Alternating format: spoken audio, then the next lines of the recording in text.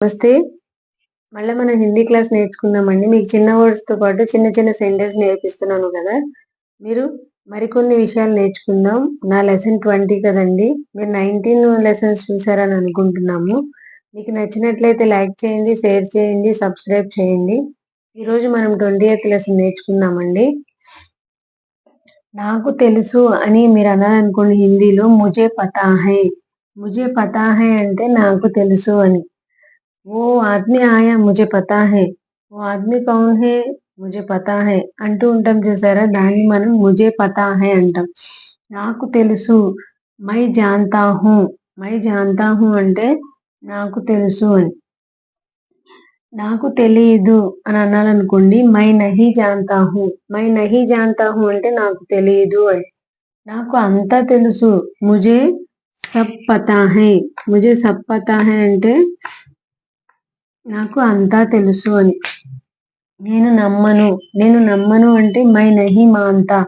My Nahi మాన్తా use Aadmi co. My Nahi మాన్తా use Pustak co. My Nahi మాన్తా use company co.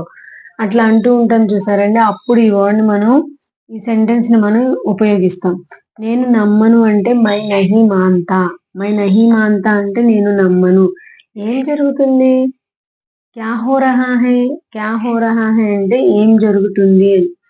ఏం జరిగింది? क्या हुआ? क्यों इतना चिल्लाते हैं? क्यों आप इतना शोर मचाते हैं? क्या हुआ? ఇదర్ క్యా లడాయి హో గయా అంటూ ఉంటాం చూసారండి. అలాంటప్పుడు ఈ వర్డ్ యూజ్ చేస్తాం. అర్థమైందా? సమజ్ గయే.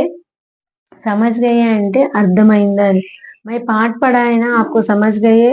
మై ఏక్ విషయ్ బతాయే నా ఆప్కో సమజ్ గయే అలా అంటూ ఉంటాం చూసారా? అలాంటప్పుడు ఈ వర్డ్ ని మనం ఉపయోగిస్తూ ఉంటాం. मुझे पता है. मैं जानता हूँ. मैं नहीं जानता हूँ. मुझे सब पता है. मैं नहीं मानता. क्या हो रहा है? क्या हुआ? समझ गए. చూసారు కదండి. ఈ వర్డ్స్ నేర్చుకున్నాం ఈరోజు. మరిన్ని వర్డ్స్ తో మీ ముందుకు వచ్చేస్తానండి. మీరు హిందీ నేర్చుకుంటున్నారు కదండి. హిందీతో పాటు మీరు నేర్చుకొని దాన్ని అప్లై చేయండి. అప్లై చేస్తున్నారని అనుకుంటున్నాను. మీరు అప్లై చేసి కనుక ఇది మీకు బాగా నచ్చినట్లయి యూజ్ఫుల్ గా ఉంటే గనక లైక్ చేయండి, సబ్స్క్రైబ్ చేయండి, షేర్ చేయండి. నా యూట్యూబ్ ఛానల్ని లైక్ చేయండి. ధన్యవాద్.